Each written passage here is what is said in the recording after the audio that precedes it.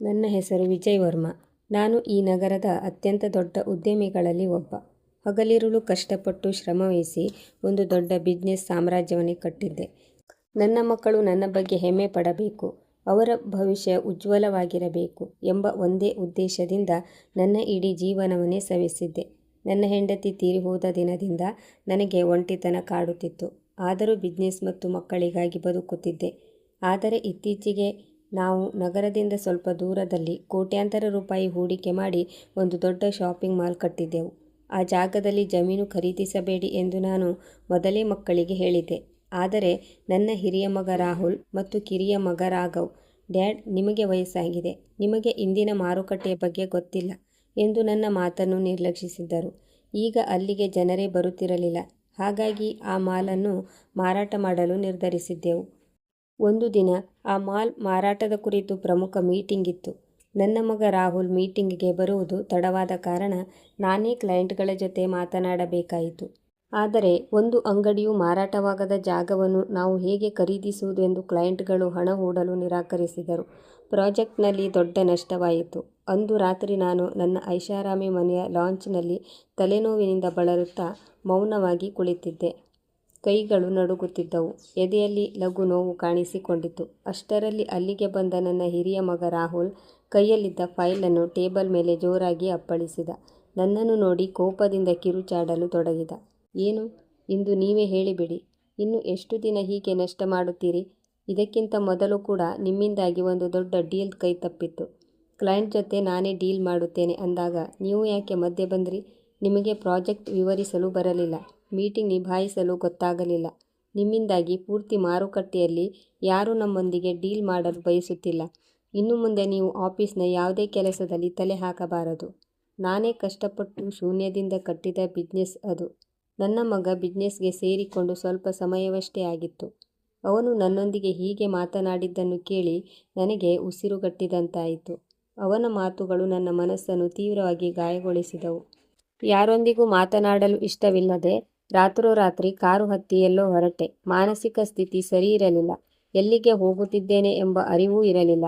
ಕೊನೆಗೆ ತಡರಾತ್ರಿ ರಸ್ತೆ ಕೂಡ ಗುರುತು ಸಿಗದಷ್ಟು ದೂರ ಬಂದಾಗ ಒಂದು ಸಾಮಾನ್ಯ ಡಾಬಾದ ಮುಂದೆ ಕಾರು ನಿಲ್ಲಿಸಿದೆ.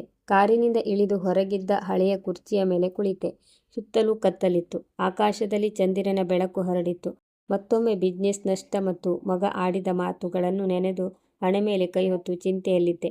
ಅಷ್ಟರಲ್ಲಿ ಒಬ್ಬ ಸಣಕಲಾದ ಹರಿದ ಬನಿಯನ್ ಧರಿಸಿದ 10 ವರ್ಷದ ಸಣ್ಣ ಹುಡುಗ ಮೆನು ಕಾರ್ಡ್ ಹಿಡಿದು ನನ್ನ ಬಳಿ ಬಂದ. ಹೇಳಿ ಸಾಹೇಬರೇ, ನಿಮಗೇನು ಬೇಕು? ಎಲ್ಲಿ ಕಳೆದು ಹೋದ್ರಿ? ಏನು ಬೇಡವೆಂದರೆ ಹೇಳಿ, ನಾನು ಬೇರೆಯವರ ಆರ್ಡರ್ ತಗೋತೀನಿ ಎಂದ. ಅವನ ಒಂದು ಕೈಯಲ್ಲಿ ಕರವಸ್ತ್ರ, ಇನ್ನೊಂದು ಕೈಯಲ್ಲಿ ಹಳೆಯ ಪುಸ್ತಕವಿತ್ತು. ನಾನು ಕೇವಲ ಒಂದು ಚಹಾಕ್ಕೆ ಆರ್ಡರ್ ಕೊಟ್ಟು ಸುಮ್ಮನೆ ಕುಳಿತೆ. ಸ್ವಲ್ಪ ಹೊತ್ತಿನ ನಂತರ ಆ ಹುಡುಗ ಚಹಾ ತಂದುಕೊಟ್ಟು ನನ್ನ ಮುಖದಲ್ಲಿದ್ದ ಆತಂಕವನ್ನು ಗಮನಿಸಿ ಹೇಳಿದ, ನೀವು ಚಿಂತಿತರಾದಾಗ ಅದರ ಬಗ್ಗೆ ಮತ್ತೆ ಮತ್ತೆ ಯೋಚಿಸುತ್ತಿದ್ದರೆ ನಾವು ಇನ್ನಷ್ಟು ಅಸಹಾಯಕರಾಗಿ ಕಾಣುತ್ತೇವೆ. ಹಾಗಾಗಿ ಆದ ತಪ್ಪನ್ನು ಮರೆತು ಆ ತಪ್ಪಿನಿಂದ ಕಲಿಯುವುದು ಉತ್ತಮ. ಏಕೆಂದರೆ ಆಗಿರುವುದನ್ನು ನಾವು ಬದಲಿಸಲು ಸಾಧ್ಯವಿಲ್ಲ, ಆದರೆ ಮುಂದೆ ಆಗಲಿರುವುದನ್ನು ಸರಿ ಮಾಡಬಹುದು. ನೀವು ಬುದ್ಧಿವಂತರಿದ್ದೀರಿ. ಅವನ ಮಾತು ಕೇಳಿ ನಾನು ದಂಗಾದೆ. ಅವನನ್ನು ನಿಲ್ಲಿಸಿ ನನ್ನೊಂದಿಗೆ ಸ್ವಲ್ಪ ಹೊತ್ತು ಮಾತನಾಡುತ್ತೀಯಾ ಎಂದು ಕೇಳಿದೆ.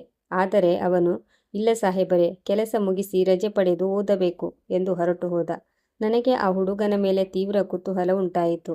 ನಾನು ಡಾಬಾದ ಮಾಲೀಕನಿಗೆ ಸ್ವಲ್ಪ ಹಣ ನೀಡಿ ಆ ಹುಡುಗನನ್ನು ನನ್ನ ಬಳಿ ಕಳುಹಿಸಲು ಕೋರಿದೆ. ಆಗ ಮಾಲೀಕ ಹೇಳಿದ, ಇವನು ತುಂಬ ಸ್ವಾಭಿಮಾನಿ ಮತ್ತು ಶ್ರಮಜೀವಿ. ಡಾಬಾದ ಹಿಂದೆ ಇರುವ ಕಸದ ರಾಶಿಯಿಂದ, ಹಳೆ ಸಾಮಾನುಗಳ ಅಂಗಡಿಯಿಂದ ಹಳೆಯ ಪುಸ್ತಕಗಳನ್ನು ಆಯ್ದು ತಂದು ರಾತ್ರಿ ಡಾಬಾ ಮುಚ್ಚಿದ ನಂತರ ಚಂದಿರನ ಬೆಳಕಿನಲ್ಲಿ ಓದುತ್ತಾನೆ. ನಾನು ಸ್ಕೂಲ್ಗೆ ಸೇರಿಸ್ತೀನಿ ಎಂದರೂ ಇವನು ಒಪ್ಪಲಿಲ್ಲ.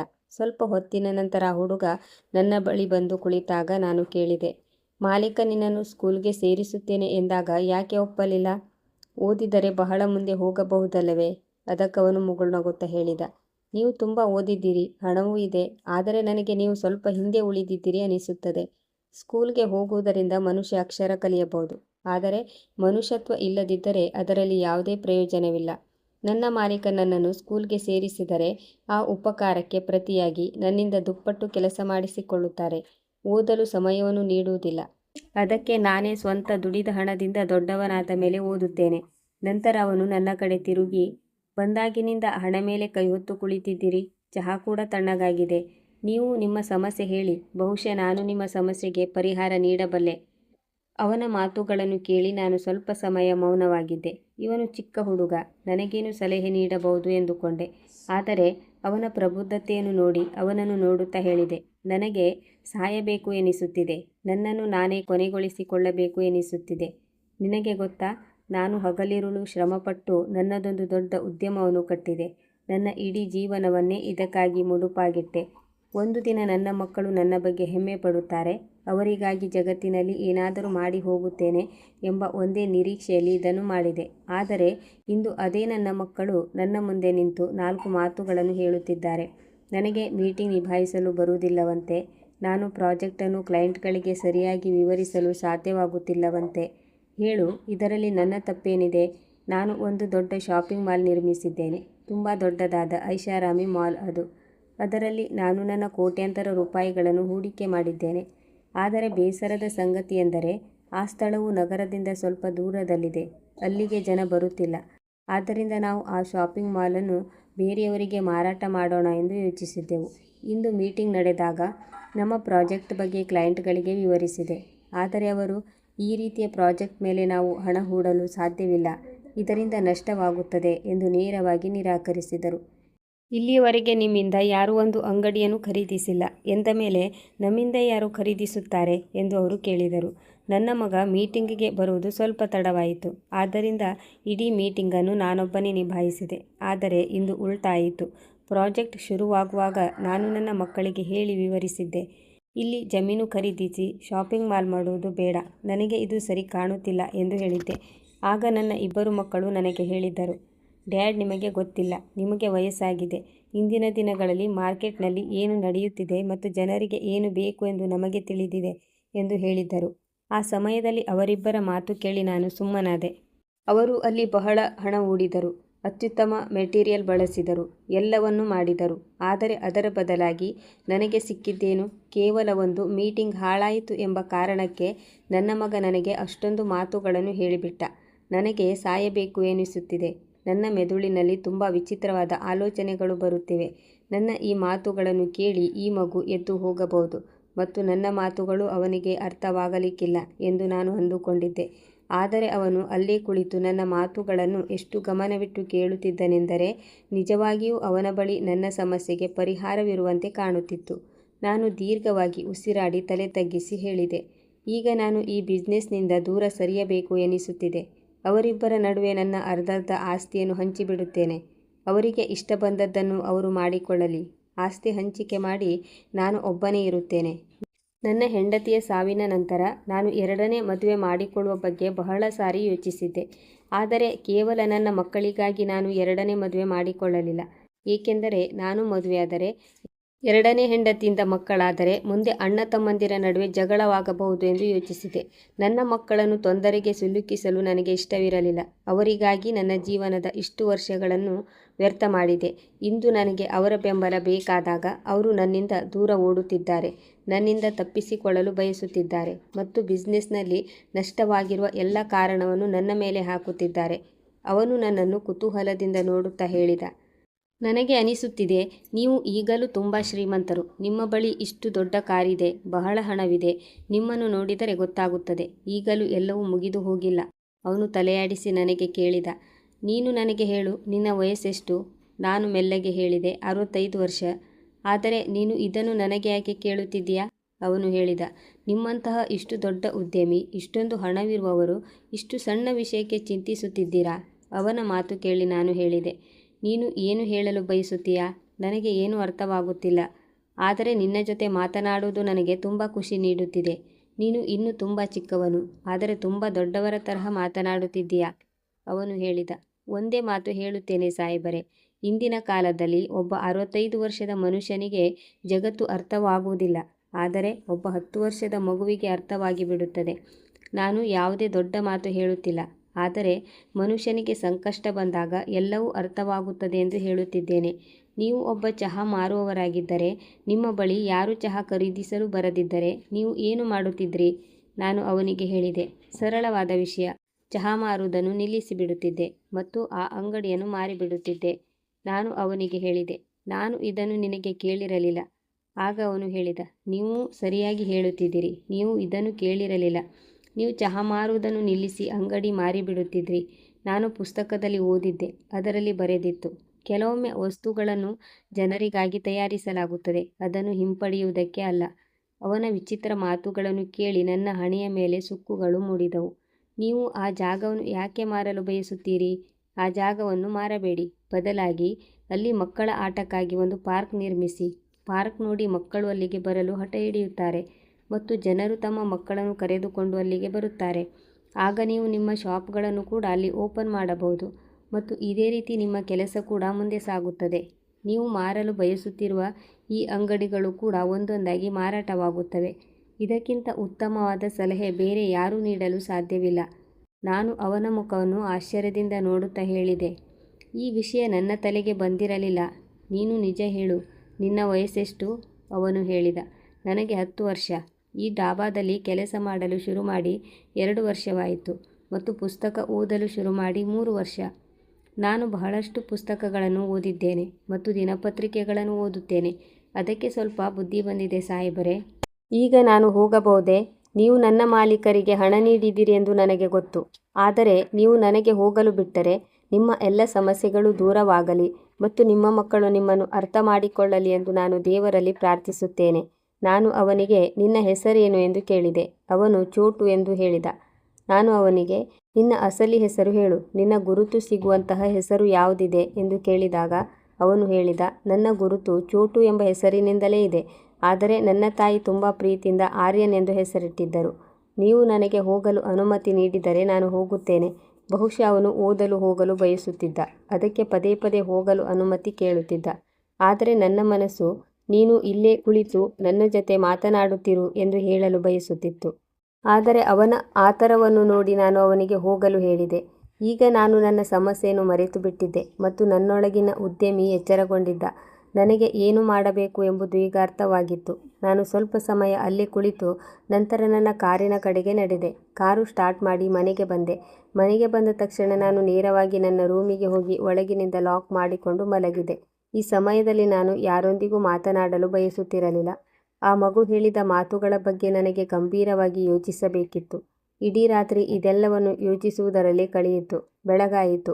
ಸುತ್ತಲೂ ಸೂರ್ಯನ ಬೆಳಕು ಹರಡಿತ್ತು. ನಾನು ಎದ್ದು ಫ್ರೆಶ್ ಆಗಿ ಆಫೀಸ್ಗೆ ಹೋಗಲು ಸಿದ್ಧನಾದೆ. ಡೈನಿಂಗ್ ಟೇಬಲ್ ಮುಂದೆ ನನ್ನ 2 ಮಕ್ಕಳು ಕುಳಿತಿದ್ದರು. ನಾನು ಅವರಿಬ್ಬರನ್ನು ನಿರ್ಲಕ್ಷಿಸಿ ಏನನ್ನೂ ಹೇಳದೆ ಆಫೀಸ್ಗೆ ಹೊರಟೆ. ಅಷ್ಟರಲ್ಲಿ ನನ್ನ ಹಿರಿಯ ಮಗ ಹೇಳಿದ, ಡ್ಯಾಡ್, ಸ್ವಲ್ಪ ನಿಲ್ಲಿ, ನಾವು ನಿಮ್ಮ ಜೊತೆ ಏನೋ ಮಾತನಾಡಬೇಕು. ನಾನು ನಿಂತು ಹಿಂದೆ ತಿರುಗಿ ನೋಡಿದೆ. ನಾನು ಮೌನವಾಗಿದ್ದೆ.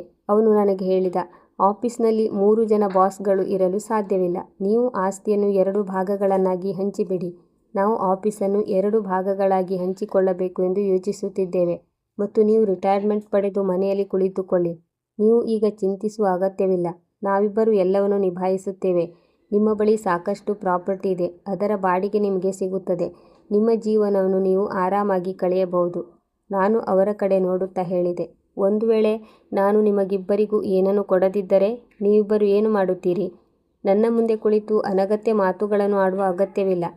ಈ ಬಿಸ್ನೆಸ್ಸನ್ನು ಇಲ್ಲಿಯವರೆಗೆ ನಾನೇ ತಂದಿದ್ದೇನೆ. ಈ ಮನೆಯನ್ನು ನಾನೇ ಕಟ್ಟಿದ್ದೇನೆ. ನಿಮ್ಮಿಬ್ಬರಿಗೂ ನಾನೇ ಜನ್ಮ ನೀಡಿದ್ದೇನೆ. ನಿಮ್ಮ ಕೆಲಸವನ್ನು ನೀವು ಮಾಡಿಕೊಂಡಿರಿ. ನನ್ನ ಈ ಪ್ರಾಜೆಕ್ಟ್ ನನ್ನ ಜವಾಬ್ದಾರಿ. ಇದನ್ನು ಹೇಗೆ ಮುಂದೆ ಕೊಂಡೊಯ್ಯಬೇಕು ಎಂದು ನಾನೇ ನೋಡಿಕೊಳ್ಳುತ್ತೇನೆ. ಒಂದು ವೇಳೆ ನೀವಿಬ್ಬರು ಅನಗತ್ಯವಾಗಿ ಈ ಪ್ರಾಜೆಕ್ಟ್ನಲ್ಲಿ ತಲೆ ಹಾಕಲು ಪ್ರಯತ್ನಿಸಿದರೆ ಅಥವಾ ಆಫೀಸ್ ಹಂಚಿಕೆ ಬಗ್ಗೆ ಮಾತನಾಡಿದರೆ ನಿಮ್ಮಿಬ್ಬರನ್ನು ಆಸ್ತಿ ಮತ್ತು ವ್ಯವಹಾರ ಎಲ್ಲದರಿಂದಲೂ ದೂರವಿಡುತ್ತೇನೆ ಮತ್ತು ಈ ಮನೆಯಿಂದಲೂ ಹೊರಹಾಕುತ್ತೇನೆ. ಸಾಕು, ಇನ್ನೂ ಸಾಕು. ಈಗ ನೀವು ನನ್ನ ಪ್ರೀತಿಯನ್ನು ನೋಡಿದ್ದೀರಿ ಮತ್ತು ನಾನು ನಿಮ್ಮ ಗುಣವನ್ನು ನೋಡಿದ್ದೇನೆ. ಇನ್ನೂ ಹೆಚ್ಚು ಮಾತನಾಡುವ ಅಗತ್ಯವಿಲ್ಲ. ದೊಡ್ಡ ಮಗ ತನ್ನ ಜಾಗದಿಂದ ಎದ್ದು ನಿಂತು ಹೇಳಿದ, ಡ್ಯಾಡ್, ನೀವು ಎಂತಹ ಮಾತುಗಳನ್ನು ಆಡುತ್ತಿದ್ದೀರಿ ಮತ್ತು ನೀವು ನಮ್ಮನ್ನು ಇಷ್ಟು ಸುಲಭವಾಗಿ ಆಸ್ತಿಯಿಂದ ಹೇಗೆ ಹೊರಹಾಕಬಹುದು? ನಾವಿಬ್ಬರು ನಿಮ್ಮ ಮಕ್ಕಳು. ನಮ್ಮನ್ನು ಬಿಟ್ಟರೆ ನಿಮಗೆ ಬೇರೆ ಯಾರು ಇದ್ದಾರೆ? ನಾನು ಅವನ ಕಡೆ ನೋಡುತ್ತಾ ಹೇಳಿದೆ, ನನಗೆ ನಿಮ್ಮಿಬ್ಬರ ಅಗತ್ಯವಿಲ್ಲ. ನಿಮ್ಮ ತಾಯಿ ತೀರಿ ಹೋದ ದಿನವೇ ನಾನು ನಿಮ್ಮೆಲ್ಲರ ಜೊತೆಗಿನ ಸಂಬಂಧವನ್ನೇ ಕಡಿದುಕೊಳ್ಳಬೇಕಿತ್ತು. ಒಬ್ಬನೇ ಇದ್ದು 2ನೇ ಮದುವೆಯಾಗಿ ನನ್ನ ಜೀವನವನ್ನು ಹೊಸದಾಗಿ ಶುರು ಮಾಡಬೇಕಿತ್ತು. ನಾನು ಅನಗತ್ಯವಾಗಿ ನನ್ನ ಜೀವನವನ್ನು ನಿಮ್ಮಿಬ್ಬರಿಗಾಗಿ ಹಾಳು ಮಾಡಿದೆ. ನನಗೆ ನಿಮ್ಮ ಬೆಂಬಲ ಬೇಕಾದಾಗ ನೀವು ಹಂಚಿಕೆ ಬಗ್ಗೆ ಮಾತನಾಡುತ್ತಿದ್ದೀರಿ. ನೀವಿಬ್ಬರು ನಿಮ್ಮ ಬಾಯಿ ಮುಚ್ಚಿಕೊಂಡು ಸುಮ್ಮನೆ ಕುಳಿತುಕೊಳ್ಳುವುದೇ ಇದಕ್ಕಿಂತ ಉತ್ತಮ. ನಾನು ಒಂದು ವೇಳೆ ನಿಮ್ಮನ್ನು ಆಫೀಸ್ಗೆ ಬರದಂತೆ ಮಾಡಿದರೆ ಆಗ ನೀವು 500,000 ರೂಪಾಯಿಗಳಿಗಾಗಿ ಎಲ್ಲಾದರೂ ಕೆಲಸ ಮಾಡಬೇಕಾಗುತ್ತದೆ. ನಾನು ಈ ಬಿಸ್ನೆಸ್ಸನ್ನು ನಿಮ್ಮ ಕೈಗೆ ನೀಡಿದ್ದು ನೀವು ಇದನ್ನು ಹಾಳು ಮಾಡಿ ಎಂದಲ್ಲ. ನಾನು ಮೊದಲೇ ಬೇಡವೆಂದು ಹೇಳಿದ್ದರೂ ನೀವು ಅಲ್ಲಿ ಜಮೀನು ಖರೀದಿಸಿದ್ದೀರಿ, ಆ ಜಾಗದಲ್ಲಿ ಶಾಪಿಂಗ್ ಮಾಲ್ ಕಟ್ಟಿದ್ದೀರಿ. ನನ್ನ ಯಾವುದೇ ಮಾತು ನೀವು ಕೇಳಲಿಲ್ಲ. ನನ್ನ ಬಳಿ ಮಾರ್ಕೆಟಿಂಗ್ ಮಾಡಲು ಯಾವುದೇ ದಾರಿ ಇಲ್ಲ ಎಂದು ನಾನು ನಿಮಗೆ ಹೇಳಿದ್ದೆ. ಆಗ ನೀವು ನನಗೆ ಹೇಳಿದ್ರಿ, ಡ್ಯಾಡ್, ನಿಮಗೆ ಮಾರುಕಟ್ಟೆಯಲ್ಲಿ ಏನು ನಡೆಯುತ್ತಿದೆ ಎಂದು ಗೊತ್ತಿಲ್ಲ. ನಮಗೆಲ್ಲ ಗೊತ್ತಿದೆ.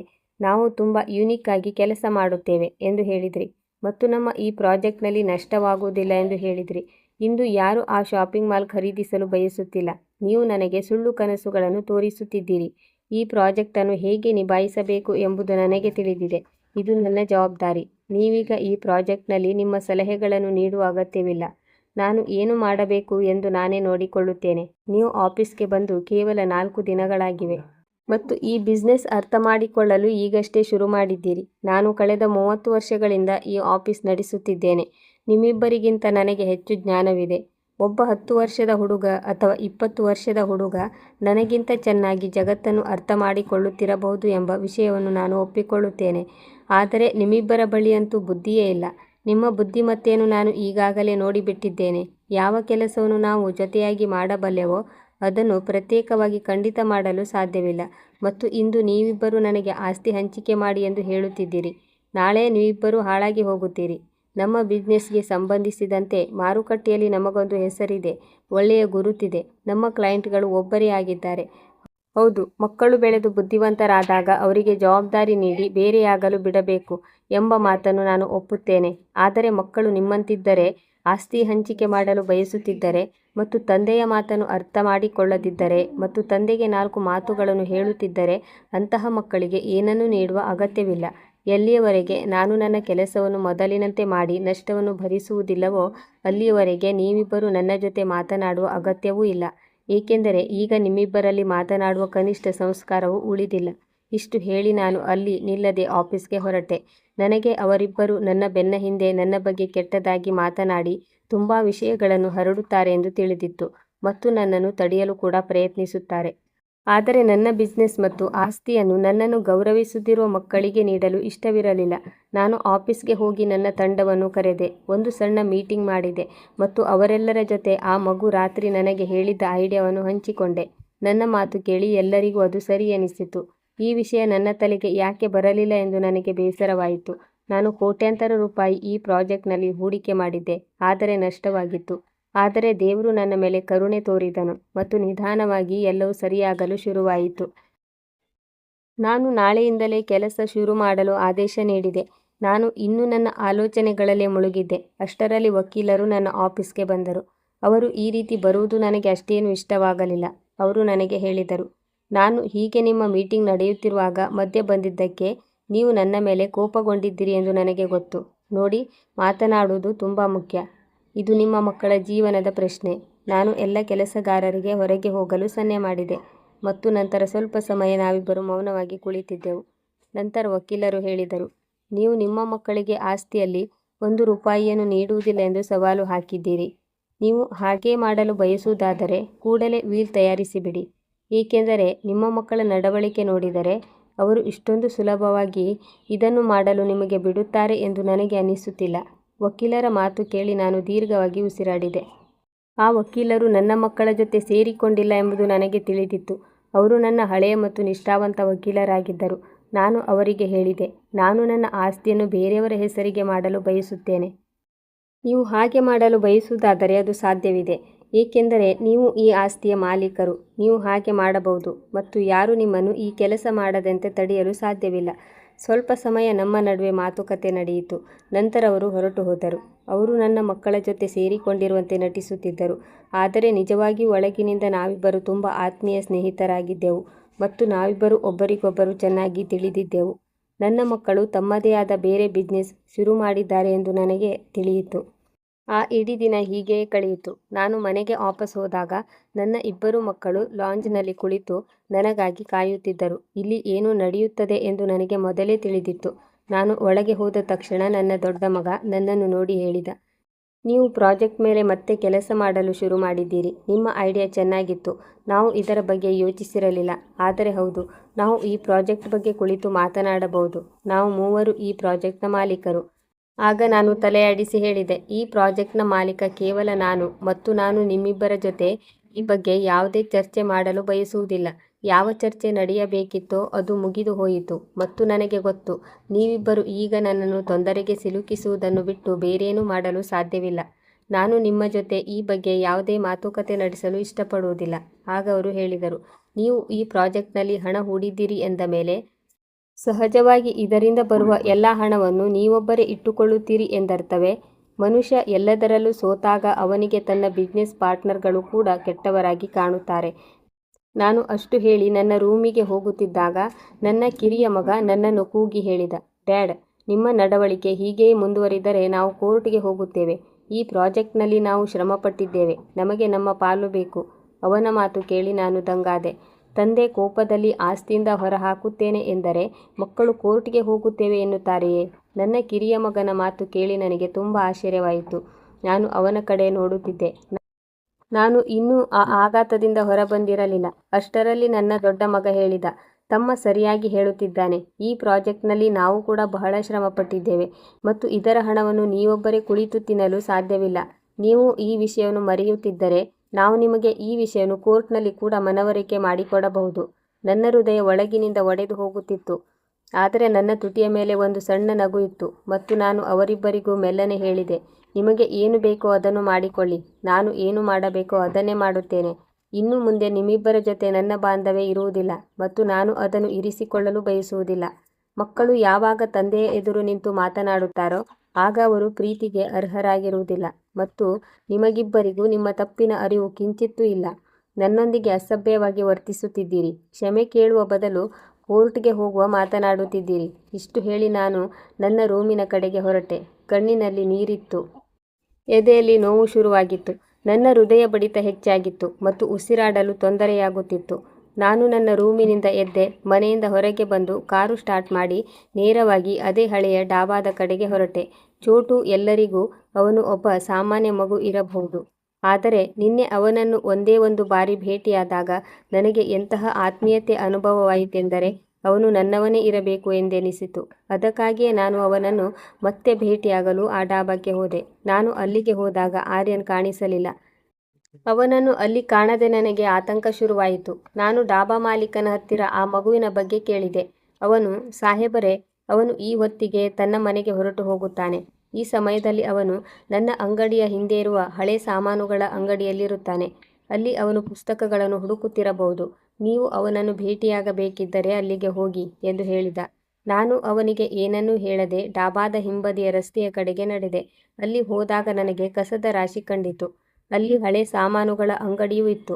ಅಲ್ಲೇ ಒಂದು ಸಣ್ಣ ಮಗು ಹರಿದ ಬನಿಯನ್ ಧರಿಸಿ ಪುಸ್ತಕಗಳನ್ನು ಹುಡುಕುತ್ತಿತ್ತು. ಅವನನ್ನು ನೋಡಿ ನನ್ನ ಕಣ್ಣಿನಲ್ಲಿ ನೀರು ಬಂತು. ನಾನು ಜೋರಾಗಿ ಕರೆದೆ, ಆರ್ಯನ್, ಮಗನೇ, ಇತ್ತ ಬಾ. ನಾನು ನಿನಗಾಗಿ ಬಹಳಷ್ಟು ಪುಸ್ತಕಗಳನ್ನು ತಂದಿದ್ದೇನೆ. ಅವನು ತುಂಬ ಸಮಾಧಾನವಾಗಿ ನನ್ನ ಕಡೆಗೆ ತಿರುಗಿದ. ಸಾಮಾನ್ಯವಾಗಿ 10 ವರ್ಷದ ಮಗು ಇಂತಹ ಧ್ವನಿ ಕೇಳಿ ಹೆದರುತ್ತದೆ. ಆದರೆ ಅವನು ಹೆದರಲಿಲ್ಲ, ಆತಂಕಗೊಳ್ಳಲಿಲ್ಲ. ತುಂಬ ಶಾಂತವಾಗಿ ನನ್ನನ್ನು ನೋಡುತ್ತಾ ಹೇಳಿದ, ಹೇಗಿದ್ದೀರಿ ಸಾಹೇಬರೇ? ನಿಮಗೆ ಗೊತ್ತಾ, ನಾನು ಬೆಳಿಗ್ಗೆಯಿಂದ ನಿಮಗಾಗಿಯೇ ಕಾಯುತ್ತಿದ್ದೆ. ನಿಮ್ಮ ಆ ಪ್ರಾಜೆಕ್ಟ್, ನೀವು ನನ್ನ ಮಾತು ಒಪ್ಪಿಕೊಂಡ್ರಾ? ನಾನು ಅವನ ತಲೆಯ ಮೇಲೆ ಪ್ರೀತಿಯಿಂದ ಕೈಯಿಟ್ಟು ಹೇಳಿದೆ, ನಾನು ನಿನಗೆ ಎಲ್ಲವನ್ನೂ ಹೇಳುತ್ತೇನೆ. ಮೊದಲು ನಾನು ನಿನ್ನನ್ನು ಒಂದು ಜಾಗಕ್ಕೆ ಕರೆದುಕೊಂಡು ಹೋಗುತ್ತೇನೆ. ಅಲ್ಲಿ ನಿನ್ನ ಅವಶ್ಯಕತೆ ಇದೆ, ಮತ್ತು ಆ ಜಾಗ ನಿನಗೆ ತುಂಬ ಇಷ್ಟವಾಗುತ್ತದೆ. ಅದು ತುಂಬ ಸುಂದರವಾಗಿದೆ. ಅವನು ಕೇಳಿದ, ನೀವು ನನ್ನನ್ನು ಯಾವ ಸುಂದರ ಜಾಗಕ್ಕೆ ಕರೆದುಕೊಂಡು ಹೋಗಲು ಬಯಸುತ್ತಿದ್ದೀರಿ? ನೀವೇನಾದರೂ ನನ್ನನ್ನು ಕಿಡ್ನ್ಯಾಪ್ ಮಾಡುತ್ತಿದ್ದೀರಾ? ಅವನ ತುಟಿಯ ಮೇಲೆ ನಗು ಇತ್ತು. ನಾನು ತಲೆಯಾಡಿಸಿ ಹೇಳಿದೆ, ಇಲ್ಲ ಇಲ್ಲ, ನಾನು ನಿನ್ನನ್ನು ಯಾಕೆ ಕಿಡ್ನ್ಯಾಪ್ ಮಾಡಲಿ? ನಿನ್ನಂತಹ ಬಡವನನ್ನು ಕಿಡ್ನ್ಯಾಪ್ ಮಾಡಿ ನನಗೇನು ಸಿಗುತ್ತದೆ? ಅವನು ಮಾತನಾಡುವ ರೀತಿಯಲ್ಲೇ ನಾನು ಉತ್ತರಿಸಿದೆ. ಆಗ ಅವನು ಜೋರಾಗಿ ನಗಲು ಶುರು ಮಾಡಿದ, ಮತ್ತು ನನ್ನ ಕೈ ಹಿಡಿದು ನಡೆಯುತ್ತಾ ಕೇಳಿದ, ಹಾಗಾದರೆ ನೀವು ನನ್ನನ್ನು ಎಲ್ಲಿಗೆ ಕರೆದುಕೊಂಡು ಹೋಗುತ್ತಿದ್ದೀರಿ? ನಿಮಗೆ ಗೊತ್ತಾ, ಇಂದು ಬೆಳಿಗ್ಗೆಯಿಂದ ನನಗೆ ನಿಮ್ಮ ನೆನಪು ಬರುತ್ತಿತ್ತು. ನಾನು ನಿಮ್ಮ ಬರುವಿಕೆಗಾಗಿ ಕಾಯುತ್ತಿದ್ದೆ. ಇಂದು ಬರುವ ಕಾರುಗಳನ್ನೆಲ್ಲ ನಾನು ನೋಡುತ್ತಿದ್ದೆ, ಆದರೆ ಯಾವ ಕಾರು ನಿಮ್ಮ ಕಾರಿನಂತೆ ಇರಲಿಲ್ಲ. ನಿಮಗೆ ನನ್ನ ಮಾತು ಕೇಳಿದ ಮೇಲೆ ಏನು ಅನಿಸುತ್ತಿದೆ ಎಂದು ಹೇಳಿ. ನನಗೆ ತುಂಬ ಒಳ್ಳೆಯದಾಯಿತು. ಕೆಲವು ಜನರ ನಿಜರೂಪ ನನ್ನ ಮುಂದೆ ಬಂತು. ಇದೆಲ್ಲವೂ ನಿನ್ನಿಂದಾಗಿಯೇ ಸಾಧ್ಯವಾಯಿತು. ನನ್ನ ಮಾತು ಕೇಳಿ ಅವನು ಹೇಳಿದ, ಹಾಗೆಲ್ಲ ಆಗುವುದಿಲ್ಲ. ನಿಮಗೆ ಪ್ರಪಂಚದ ಸತ್ಯ ತಿಳಿಯಿತು ಎಂದ ಮೇಲೆ ನೀವು ಎಲ್ಲರ ಜೊತೆಗಿನ ಸಂಬಂಧವನ್ನೇ ಕಡಿದುಕೊಳ್ಳಬೇಕಿತ್ತು. ನೀವು ಜಾಗರೂಕರಾಗಿ ಇರಬೇಕು. ಇಲ್ಲದಿದ್ದರೆ ಇಂದಿನ ಕಾಲದಲ್ಲಿ ಮಗ ತಂದೆಯವನಲ್ಲ, ಮಗಳು ತಾಯಿಯವಳಲ್ಲ. ಆ ಮಗು ಉಳಿದೆಲ್ಲ ಮಕ್ಕಳಿಗಿಂತ ವಿಭಿನ್ನವಾಗಿದ್ದ. ಅವನ ಮಾತುಗಳಲ್ಲಿ ಸತ್ಯವಿತ್ತು ಮತ್ತು ಆಳವಿತ್ತು. ನಾನು ಅವನನ್ನು ನನ್ನ ಕಾರಿನ ಹತ್ತಿರ ಕರೆತಂದು ಕಾರಿನೊಳಗೆ ಕೂರಿಸಿದೆ. ನನ್ನ ತಾಯಿ ಅಪರಿಚಿತ ವ್ಯಕ್ತಿಯ ಜೊತೆ ಈ ರೀತಿ ಹೋಗಬಾರದು ಎಂದು ಹೇಳುತ್ತಾರೆ. ಆದರೆ ನೀವು ನನ್ನನ್ನು ಇಷ್ಟಪಡುತ್ತೀರಿ ಎಂದು ನನಗೆ ಅನಿಸುತ್ತಿದೆ. ನೀವು ನನಗೆ ಏನು ಕೆಟ್ಟದ್ದು ಮಾಡುವುದಿಲ್ಲ ಮತ್ತು ನಾನೊಬ್ಬ ಬಡ ಹುಡುಗ. ನಿಮ್ಮ ಕೆಲಸಕ್ಕೆ ಬರಲು ಹೇಗೆ ಸಾಧ್ಯ? ನಾನು ಅವನಿಗೆ ಅವನಿಂದಾಗಿಯೇ ನನ್ನ ದೊಡ್ಡ ಸಮಸ್ಯೆ ದೂರವಾಯಿತು ಎಂದು ಹೇಳಲು ಬಯಸಿದ್ದೆ. ನಾನು ಅವನನ್ನು ಒಂದು ಲೈಬ್ರರಿಗೆ ಕರೆತಂದೆ. ಅವನು ನನ್ನ ಕೈ ಹಿಡಿದು ಆಶ್ಚರ್ಯದಿಂದ ನೋಡುತ್ತಿದ್ದ. ಸಾಮಾನ್ಯವಾಗಿ ಲೈಬ್ರರಿ 5 ಗಂಟೆಗೆ ಮುಚ್ಚುತ್ತದೆ, ಆದರೆ ನಾನು ಹೇಳಿದ್ದಕ್ಕಾಗಿ ಅದು ಇನ್ನೂ ತೆರೆದಿತ್ತು. ಅವನು ಬೆರಗಿನಿಂದ ನನ್ನನ್ನು ನೋಡುತ್ತಾ ಹೇಳಿದ, ಸಾಹೇಬರೇ, ಇದು ಪುಸ್ತಕಗಳ ಪ್ರಪಂಚವೇ? ನಾವು ಬೇರೆ ಯಾವುದಾದರೂ ಲೋಕಕ್ಕೆ ಬಂದಿದ್ದೇವಾ? ಅವನ ಮುಖದಲ್ಲಿ ಒಂದು ವಿಭಿನ್ನವಾದ ಸಂತೋಷವಿತ್ತು. ಅವನು ಎಷ್ಟು ಖುಷಿಯಾಗಿದ್ದನೆಂದರೆ ಒಂದೊಂದು ಪುಸ್ತಕವನ್ನು ಎತ್ತಿ ನೋಡುತ್ತಿದ್ದ. ಅವನ ಈ ಖುಷಿಯನ್ನು ಕಂಡು ನಾನು ಒಂದು ಕಡೆ ಹೋಗಿ ಕುಳಿತೆ.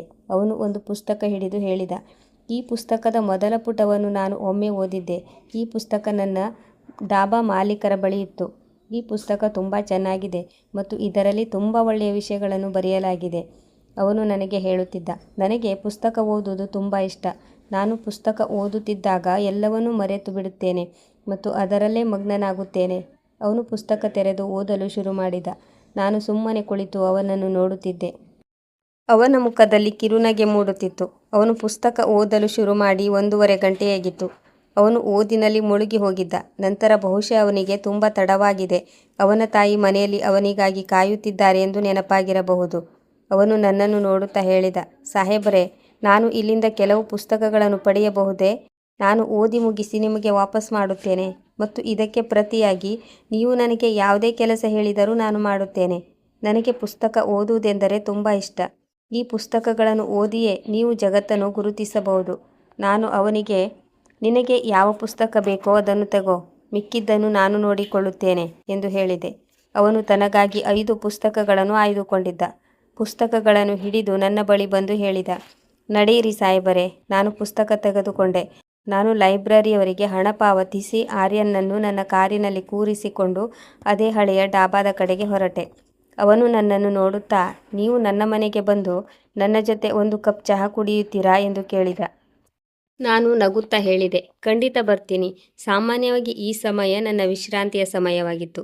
ಆದರೆ ಈ ಸಮಯದಲ್ಲಿ ವಿಶ್ರಾಂತಿಗಿಂತ ಹೆಚ್ಚಾಗಿ ಈ ಮಗುವಿನ ಜೊತೆ ಸಮಯ ಕಳೆಯುವುದು ನನಗೆ ತುಂಬ ಇಷ್ಟವಾಗುತ್ತಿತ್ತು. ನಾನು ಈ ಮಗುವಿನ ಜೊತೆ ಹೆಚ್ಚು ಸಮಯ ಕಳೆಯಲು ಬಯಸುತ್ತಿದ್ದೆ. ನಾವು ಡಾಬಾಕ್ಕೆ ಬಂದೆವು. ಅಲ್ಲಿಂದ ಮುಂದಿನ ದಾರಿಯನ್ನು ಅವನು ತೋರಿಸುತ್ತಿದ್ದ ಮತ್ತು ನಾವು ಅವನ ಮನೆಯ ಕಡೆಗೆ ಹೊರಟೆವು. ನಾವು ಒಂದು ಗಲ್ಲಿಯ ಹೊರಗೆ ನಿಂತೆವು, ಏಕೆಂದರೆ ಕಾರು ಗಲ್ಲಿಯ ಒಳಗೆ ಹೋಗಲು ಸಾಧ್ಯವಿರಲಿಲ್ಲ. ನಾವಿಬ್ಬರೂ ಗಲ್ಲಿಯ ಒಳಗೆ ಹೋದೆವು. ಸ್ವಲ್ಪ ದೂರ ನಡೆದ ನಂತರ ಆ ಮಗುವಿನ ಮನೆ ಬಂತು. ಅವನು ನನಗೆ ಹೇಳಿದ, ಸಾಹೇಬರೇ, ನಮ್ಮ ಮನೆ ತುಂಬ ಚಿಕ್ಕದಾಗಿದೆ. ನಾನು ಮೊದಲು ನನ್ನ ತಾಯಿಗೆ ನಿಮ್ಮ ಬಗ್ಗೆ ತಿಳಿಸಿ ಬರುತ್ತೇನೆ. ಆಮೇಲೆ ನೀವು ನನ್ನ ಜೊತೆ ಒಳಗೆ ಬನ್ನಿ. ಅವನು ಅಷ್ಟು ಹೇಳಿ ಒಳಗೆ ಹೋದ. ನಾನು ಅಲ್ಲಿಯವರೆಗೆ ಇಷ್ಟು ಸಣ್ಣ ಮಗು ಇಷ್ಟು ಸಣ್ಣ ವಯಸ್ಸಿನಲ್ಲೂ ಎಷ್ಟು ಬುದ್ಧಿವಂತನಾಗಿದೆ ಎಂದು ಯೋಚಿಸುತ್ತಿದ್ದೆ. ಅವನಿಗೆ ತನ್ನ ತಾಯಿಯ ಗೌರವದ ಬಗ್ಗೆ ಎಷ್ಟು ಕಾಳಜಿ ಇದೆ. ನಂತರ ಅವನು 5-10 ನಿಮಿಷಗಳ ಬಳಿಕ ಹೊರಗೆ ಬಂದು ನನ್ನ ಹತ್ತಿರ ಬಂದು ಕೇಳಿದ, ಸಾಹೇಬರೇ, ನಿಮಗೆ ನಮ್ಮ ಮನೆಯೊಳಗೆ ಬರಲು ಯಾವುದೇ ಬೇಸರವಾಗುವುದಿಲ್ಲ ತಾನೇ? ಅವನು ತುಂಬ ಪ್ರೀತಿಯಿಂದ ಕೇಳುತ್ತಿದ್ದ. ಬಹಳ ತಡವಾಗಿದೆ ಎಂದು ಅಮ್ಮ ತುಂಬ ಕೋಪ ಮಾಡುತ್ತಿದ್ದಾಳೆ. ಅಮ್ಮ ಕೋಪ ಮಾಡಿದರೆ ನೀವು ಬೇಸರ ಮಾಡಿಕೊಳ್ಳಬೇಡಿ. ನಾನು ನಿಮಗೆ ಅಮ್ಮನ ಕೈ ಚಹಾ ಕುಡಿಸುತ್ತೇನೆ. ನಾನು ಅವನಿಗೆ, ನೀನು ಇನ್ನು ತುಂಬ ಚಿಕ್ಕವನು, ದೊಡ್ಡವರ ತರಹ ಮಾತನಾಡಬೇಡ ಎಂದು ಹೇಳಿ ನಗುತ್ತಾ ಅವನ ಜೊತೆ ಮನೆಗೆ ಹೋದೆ. ಆದರೆ ಒಳಗೆ ಹೋಗಿ ನಾನು ಆ ಮಹಿಳೆಯನ್ನು ನೋಡಿದ ತಕ್ಷಣ ನನ್ನ ಪಾದಗಳ ಕೆಳಗಿನ ಭೂಮಿ ಕುಸಿದಂತಾಯಿತು. ನನ್ನ ಕಣ್ಣುಗಳು ಅರಳಿದವು. ನನ್ನ ಮುಂದೆ ನಿಂತಿದ್ದ ಆ ಮಹಿಳೆ ಬೇರೆ ಯಾರೂ ಅಲ್ಲ, ನನ್ನ ಸ್ವಂತ ತಂಗಿ ಸವಿತಾ ಆಗಿದ್ದಳು. ಇವಳು 10 ವರ್ಷಗಳ ಹಿಂದೆ ಒಬ್ಬ ಬಡವನ ಜೊತೆ ಓಡಿ ಹೋಗಿದ್ದಳು. ಆದರೆ ಇಂದು ಅವಳನ್ನು ಈ ಸ್ಥಿತಿಯಲ್ಲಿ ಕಂಡು ನಾನು ದಂಗಾದೆ. ಆರ್ಯನನ್ನು ಕಂಡರೆ ನನಗೆ ಯಾಕೆ ಇಷ್ಟು ಆತ್ಮೀಯತೆ ಅನಿಸುತ್ತಿತ್ತು ಎಂದು ಈಗ ನನಗೆ ಅರ್ಥವಾಯಿತು. ಅವಳು ನನ್ನನ್ನು ಕಂಡು ಅಳುತ್ತಾ ಹೇಳಿದಳು, ಅಣ್ಣ ಹೇಗಿದ್ದೀರಿ? ನಾನು ಅಳುತ್ತಾ ಅವಳನ್ನು ಅಪ್ಪಿಕೊಂಡೆ. ನನಗೆ ನನ್ನ ಹೆಂಡತಿಗೆ ಕೊಟ್ಟಿದ್ದ ಮಾತು ನೆನಪಾಯಿತು. ಅವಳು ಹೇಳಿದ್ದಳು, ನಿಮ್ಮ ತಂಗಿ ಯಾವಾಗ ಸಿಕ್ಕರೂ ಅವಳನ್ನು ಕ್ಷಮಿಸಿ ಒಪ್ಪಿಕೊಳ್ಳಿ ಎಂದಿದ್ದಳು. ಸ್ವಲ್ಪ ಸಮಯದ ನಂತರ ಅವಳು ನನ್ನನ್ನು ಕೇಳಿದಳು, ಅಣ್ಣ, ಅತ್ತಿಗೆ ಹೇಗಿದ್ದಾರೆ? ನೀವು ನನ್ನನ್ನು ನೆನಪಿಸಿಕೊಳ್ಳುತ್ತಿದ್ರಾ? ನಾನು ಅವಳಿಗೆ, ಕೆಲವು ವರ್ಷಗಳ ಹಿಂದೆಯೇ ಅವಳು ತೀರಿ ಹೋದಳು. ಅವಳಿಲ್ಲದೆ ನಾನು ತುಂಬ ಒಂಟಿಯಾಗಿದ್ದೇನೆ ಎಂದು ತಿಳಿಸಿದೆ. ಸರಿ, ನನ್ನನ್ನು ಬಿಡು. ನಿನ್ನ ಬಗ್ಗೆ ಹೇಳು. ನೀನು ಈ ಸ್ಥಿತಿಯಲ್ಲಿ ಹೇಗಿದ್ದೀಯಾ? ಮತ್ತು ಆರ್ಯ ನಿನ್ನ ಮಗನೇ?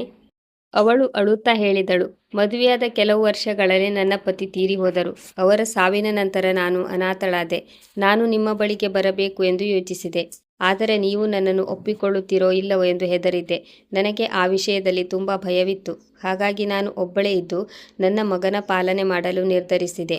ನಂತರ ನಾನು ಈ ಗುಡಿಸಲಿಗೆ ಬಂದು ಇರಲಾರಂಭಿಸಿದೆ. ಆರಂಭದಲ್ಲಿ ನಾನು ಬಹಳಷ್ಟು ಕೆಲಸ ಮಾಡಿದೆ. ಈಗಲೂ ಮಾಡುತ್ತಿದ್ದೇನೆ. ಜನರ ಮನೆಗಳಲ್ಲಿ ಕಸ ಹೊಡೆಯುವ ಕೆಲಸ ಮಾಡುತ್ತೇನೆ. ನನ್ನ ಮಗನಿಗೆ ಓದುವುದೆಂದರೆ ತುಂಬ ಇಷ್ಟ. ಆದರೆ ಅವನನ್ನು ಸ್ಕೂಲ್ಗೆ ಸೇರಿಸಲು ನನ್ನ ಬಳಿ ಅಷ್ಟೊಂದು ಹಣವಿಲ್ಲ. ನಾನು ಅವಳಿಗೆ, ಸವಿತಾ, ನೀನು ಚಿಂತಿಸುವ ಅಗತ್ಯವಿಲ್ಲ. ನೀನು ಈಗಲೇ ನನ್ನ ಜೊತೆ ಮನೆಗೆ ನಡೆ. ನೀನು ಇಲ್ಲಿ ಇಷ್ಟು ಕಷ್ಟಪಡುವ ಅಗತ್ಯವಿಲ್ಲ ಎಂದು ಹೇಳಿ ನಾನು ಅವಳ ಎಲ್ಲ ಸಾಮಾನುಗಳನ್ನು ಪ್ಯಾಕ್ ಮಾಡಿಸಿ ನನ್ನ ಜೊತೆ ಮನೆಗೆ ಕರೆದುಕೊಂಡು ಬಂದೆ. ಇದನ್ನು ಕಂಡು ನನ್ನ ಮಕ್ಕಳು ತುಂಬ ಗಲಿಬಿಲಿಗೊಂಡರು. ಅವರು ನಾನು ಯಾರನ್ನು ಕರೆದುಕೊಂಡು ಬಂದಿದ್ದೇನೆ ಎಂದು ಯೋಚಿಸುತ್ತಿದ್ದರು. ಆದರೆ ನಾನು ಅವರಿಗೆ ಏನನ್ನೂ ಹೇಳಲಿಲ್ಲ, ಏಕೆಂದರೆ ಅವರಿಗೆ ಏನನ್ನೂ ವಿವರಿಸುವ ಮನಸ್ಸಿರಲಿಲ್ಲ. ನಾನು ನನ್ನ ಆಸ್ತಿಯಲ್ಲಿ ಒಂದು ಪಾಲನ್ನು ನನ್ನ ತಂಗಿ ಮತ್ತು ಅವಳ ಮಗನ ಹೆಸರಿಗೆ ಮಾಡಿದೆ. ಅದರಲ್ಲಿ ಅವಳಿಗೂ ಹಕ್ಕಿತ್ತು, ಏಕೆಂದರೆ ಅವಳು ನನ್ನ ಒಬ್ಬಳೇ ತಂಗಿಯಾಗಿದ್ದಳು.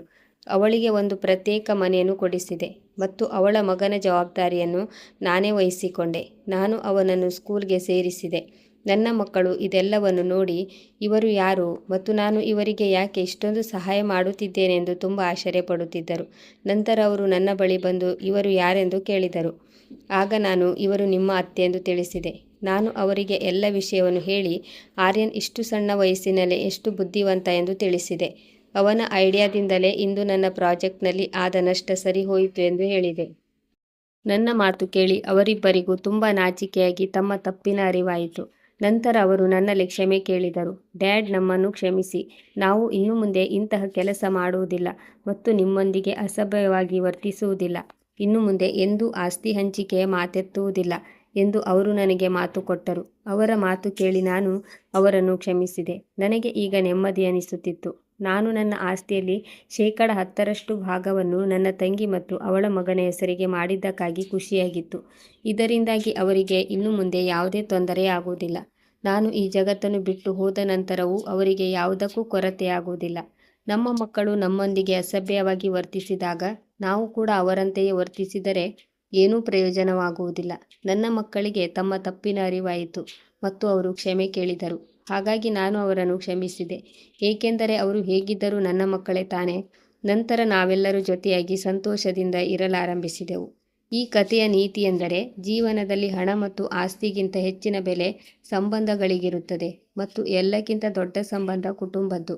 ಆದರೆ ಮನುಷ್ಯ ಆಸೆ ಅಥವಾ ಕೋಪಕ್ಕೆ ಒಳಗಾದಾಗ ಈ ಸಂಬಂಧಗಳ ಬೆಲೆಯನ್ನು ಮರೆತು ಬಿಡುತ್ತಾನೆ. ಈ ಕಥೆಯಲ್ಲಿ ಒಬ್ಬ ತಂದೆ ತನ್ನ ಇಡೀ ಜೀವನ ಶ್ರಮಪಟ್ಟು ಬಿಸ್ನೆಸ್ ಕಟ್ಟಿದ್ದರು.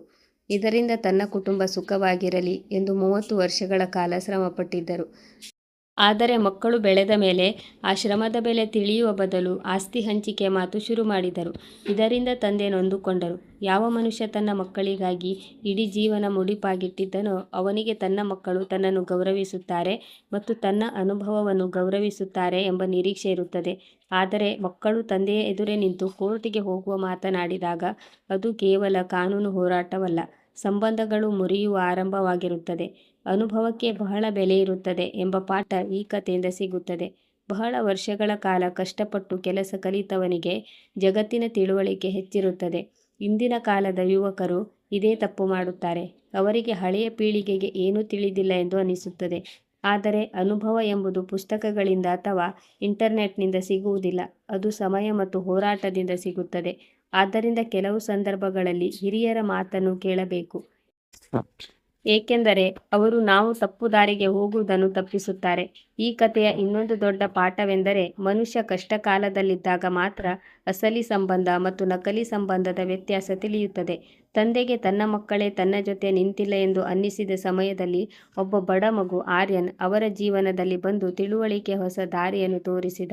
ಈ ಮಗು ಬಡವನಾಗಿದ್ದರೂ ಅವನ ಆಲೋಚನೆ ತುಂಬ ಆಳವಾಗಿತ್ತು. ಅವನು ಪುಸ್ತಕಗಳನ್ನು ಪ್ರೀತಿಸುತ್ತಿದ್ದ ಮತ್ತು ಜ್ಞಾನವನ್ನೇ ಅತಿದೊಡ್ಡ ಸಂಪತ್ತು ಎಂದು ನಂಬಿದ್ದ. ಮನುಷ್ಯನ ಅಸಲಿ ಶ್ರೀಮಂತಿಕೆ ಹಣದಿಂದಲ್ಲ, ಬದಲಾಗಿ ಅವನ ಆಲೋಚನೆ ಮತ್ತು ಜ್ಞಾನದಿಂದ ಬರುತ್ತದೆ ಎಂಬ ಪಾಠ ಇಲ್ಲಿ ಸಿಗುತ್ತದೆ. ಶಿಕ್ಷಣ ಮತ್ತು ಜ್ಞಾನ ಮನುಷ್ಯನ ಜೀವನವನ್ನೇ ಬದಲಿಸಬಲ್ಲವು. ಆರ್ಯನ ಹತ್ತಿರ ಹಣವಿರಲಿಲ್ಲ, ಬಟ್ಟೆಗಳಿರಲಿಲ್ಲ, ಆದರೆ ಕಲಿಯುವ ಹಂಬಲವಿತ್ತು. ಇದೇ ಅವನನ್ನು ವಿಶೇಷವನ್ನಾಗಿಸಿತು. ಮಕ್ಕಳಿಗೆ ನೀಡುವ ಅತಿದೊಡ್ಡ ಆಸ್ತಿ ಎಂದರೆ ಅದು ಒಳ್ಳೆಯ ಶಿಕ್ಷಣ ಮತ್ತು ಒಳ್ಳೆಯ ಸಂಸ್ಕಾರ. ಇದರಿಂದ ನಮಗೆ ತಿಳಿಯುವುದೇನೆಂದರೆ, ಜೀವನದಲ್ಲಿ ತಪ್ಪುಗಳು ಎಲ್ಲರಿಂದಲೂ ಆಗುತ್ತವೆ, ಆದರೆ ಒಬ್ಬರಿಗೊಬ್ಬರು ಕ್ಷಮಿಸುವುದೇ ಕುಟುಂಬದ ನಿಜವಾದ ಅರ್ಥ. ಯಾಕೆಂದರೆ ಕ್ಷಮೆಯಿಂದ ಸಂಬಂಧಗಳು ಮತ್ತೆ ಚಿಗುರುತ್ತವೆ. ಅಣ್ಣ ತನ್ನ ತಂಗಿ ಮತ್ತು ಅವಳ ಮಗನನ್ನು ಒಪ್ಪಿಕೊಂಡು ಅವರಿಗೆ ನೆರವಾದರು. ಇದರಿಂದ ನಮಗೆ ತಿಳಿಯುವುದೇನೆಂದರೆ, ದೇವರು ನಮಗೆ ಹಣ ಮತ್ತು ಶಕ್ತಿ ನೀಡಿದಾಗ ಅದನ್ನು ಕೇವಲ ನಮಗಾಗಿ ಬಳಸಬಾರದು, ಬದಲಾಗಿ ಬೇರೆಯವರ ಸಹಾಯಕ್ಕಾಗಿ ಬಳಸಬೇಕು, ವಿಶೇಷವಾಗಿ ನಮ್ಮ ಕುಟುಂಬ ಮತ್ತು ಅಗತ್ಯವಿರುವವರಿಗಾಗಿ. ಕೊನೆಯದಾಗಿ, ಮಕ್ಕಳು ಯಾವಾಗಲೂ ಪೋಷಕರನ್ನು ಗೌರವಿಸಬೇಕು, ಏಕೆಂದರೆ ಪೋಷಕರು ಯಾವುದೇ ಸ್ವಾರ್ಥವಿಲ್ಲದೆ ಮಕ್ಕಳಿಗಾಗಿ ಎಲ್ಲವನ್ನೂ ಮಾಡುತ್ತಾರೆ. ತಂದೆ ಬಡ ಮಗು ಮತ್ತು ತಂಗಿಗೆ ಸಹಾಯ ಮಾಡುತ್ತಿರುವುದನ್ನು ಕಂಡು ಮಕ್ಕಳಿಗೆ ತಮ್ಮ ತಪ್ಪಿನ ಅರಿವಾಯಿತು. ಅವರಿಗೆ ತಮ್ಮ ತಂದೆ ಕೇವಲ ಉದ್ಯಮಿಯಲ್ಲ, ಒಬ್ಬ ಒಳ್ಳೆಯ ಮನುಷ್ಯ ಎಂಬುದು ತಿಳಿಯಿತು.